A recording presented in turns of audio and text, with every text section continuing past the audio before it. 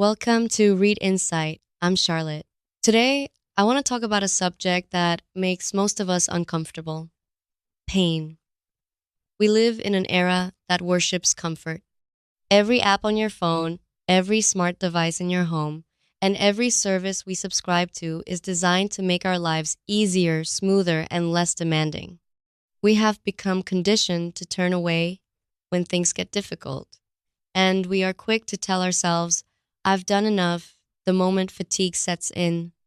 But what if I told you that what you perceive as your absolute limit is actually just a safety mechanism installed by your brain to protect you? What if I told you that you haven't even tapped into 40% of your true potential? The book I want to guide you through today has a title as Hard as Iron, Can't Hurt Me. The author, David Goggins, is nothing short of a legend. You may have seen his clips on social media, a bald man with muscles carved from granite and eyes that seem to stare right through your soul, shouting at the camera to stop making excuses. He is the only member of the U.S. Armed Forces to complete SEAL training, U.S. Army Ranger School, and Air Force Tactical Air Controller training. He is also an ultramarathon runner who once completed 4,030 pull-ups in 17 hours, breaking a Guinness World Record. Hearing these accolades, you might think he is a genetic freak, a Superman born with gifts that we mere mortals simply do not possess. However, the most moving and heartbreaking part of this book is not his success, but the revelation of how broken this Superman once was. The story begins in a dilapidated house in Indiana. The childhood David Goggins was no tough guy. He was a terrified little boy living in a constant state of siege. His father was a tyrant who ran a skating rink by day but was a violent abuser by night. If Goggins or his mother made the slightest mistake, or even if his father just had a bad day, they would be beaten severely, not just a slap, but whipped with belts until they bled. Can you imagine that level of helplessness? At school, he was often the only black child and faced blatant racism. At home, he was a punching bag. The chronic stress was so severe that he developed a stutter and a learning disability that made it impossible for him to focus, forcing him to cheat just to pass his grades. When he finally escaped his father's grasp and grew into adulthood, life didn't magically improve. By his early 20s, he weighed nearly 300 pounds and worked for a pest control company. Every night, he would spray cockroaches in greasy restaurant kitchens, watching thousands of them scurry around his boots. That was the rock bottom of his life. He was overweight, insecure, purposeless, and his routine consisted of buying a box of donuts and a milkshake after work and numbing himself in front of the television. That was until he saw a documentary about Navy SEAL selection. Watching those men struggle in the mud and freeze in the surf, he felt a calling. It wasn't that he wanted to be a hero, it was that he realized he was wasting his life, and he was disgusted by the weak man staring back at him in the mirror. This brings us to the first profound concept in the book, which Goggins calls the accountability mirror. That night, he went into his bathroom and looked at his reflection, bloated, eyes dull, spirit broken. He didn't do what most of us do. He didn't comfort himself by saying, "It's okay, you're just going through a hard time," or "You're just big boned." Instead, he told himself the brutal truth. He said to his reflection, "You are fat, you are lazy, you are uneducated, and if you don't change, you are going to be a loser with zero future." It sounds incredibly harsh, doesn't it?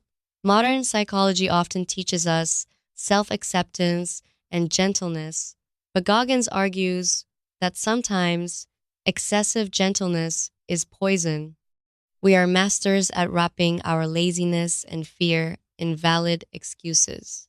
We tell ourselves, "I'm too tired, I have trauma," or "my environment is toxic." While these may be facts, they cannot be the reasons you stay stuck. Driven by this new reality, he lost over 100 pounds in 3 months to qualify for SEAL training. The process was pure hell, waking up at 4 a.m. to cycle, swim, and run while starving. But he made it. However, the test was just beginning. The SEAL's basic underwater demolition, SEAL training, known as BUDS, is widely considered the hardest military training in the world, famous for its Hell Week. Most people quit. Goggins didn't just go through Hell Week once, he went through it 3 times. The first time, pneumonia knocked him out. The second time, he fractured his kneecap.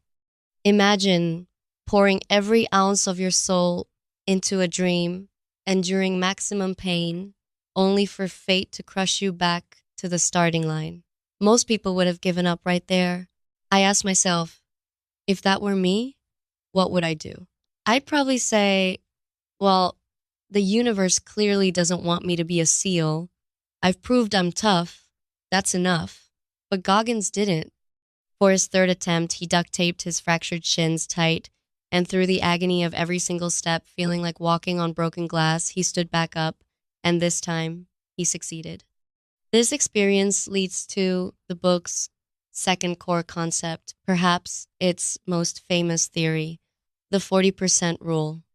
Goggins believes that when your brain tells you, I'm done, I've hit my limit, or one more step and I'll die, your body has actually only utilized about 40% of its capability. It's like the governor on a car engine, and manufacturers set a speed limit to prevent the engine from overheating and exploding, but the engine is capable of much more. Our brain works the same way. Its primary job is survival, to keep you safe and pain-free. So, when you feel discomfort, the brain sends out panic signals, begging you to stop. But if you can recognize that this is just a signal, not a reality, and learn to sit with that discomfort, you can disable the governor and tap into the remaining 60%. This doesn't just apply to sports, it applies to every challenge in our lives. When you feel like a work project is too hard and you want to quit, or when a relationship feels too exhausting to maintain, try telling yourself, this is just my brain's protective mechanism. I can actually handle much more than this. Goggins isn't asking us all to run ultramarathons or join the special forces. He is teaching a philosophy of callousing the mind.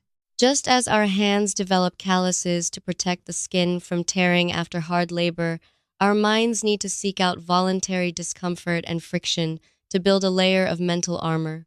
This callus is the only thing that will protect you when life inevitably throws tragedy your way. There's one more concept from the book that I absolutely love, called the cookie jar. Whenever Goggins was deep in an ultramarathon, with toenails falling off and his kidneys failing, in a place of pain so deep he wanted to die, he would reach into a mental cookie jar. Inside were not real cookies, but memories of his past victories. It could be losing the weight, passing a test, or simply finishing a hard workout when he didn't want to. In the midst of suffering, he would pull out a victory cookie, taste it, and remember how he overcame the odds before. It served as a reminder, I've done this before, I am a warrior, I can survive this too. This is a practical tool we can all use. We tend to forget our achievements and hyper-focus on our failures. Try creating a cookie jar in your phone notes or in your mind. When self-doubt creeps in, take a cookie.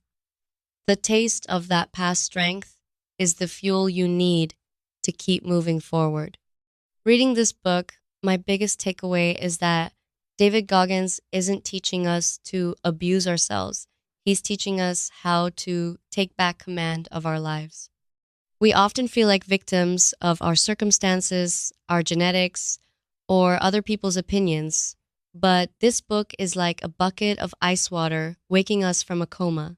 It tells us no one is coming to save you.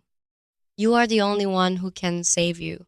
The obstacles you think are blocking your path are actually the grindstones that sharpen your mind. We don't have to be as extreme as him pushing our bodies to the brink of destruction. But in a world full of seductions and comfort traps, keeping a little bit of savagery, a little bit of courage to face difficulty is vital. Maybe tomorrow morning when the alarm goes off, you don't hit snooze. Maybe when you want to stop at the gym, you do one more rep. Maybe you stop procrastinating on that difficult email and just write it. Because, as Goggins says, pain is the doorway to excellence. When you tunnel through the suffering, you will find that on the other side waits a version of yourself that is stronger, freer, and more at peace. That peace doesn't come from hiding in comfort. It comes from the absolute confidence of knowing deep in your bones exactly what you are capable of. This book is an interrogation of the soul and a high dose stimulant for the will. I hope today's story plants a seed in your mind so the next time life gets hard, you remember the overweight man spraying cockroaches who decided to forge himself into steel.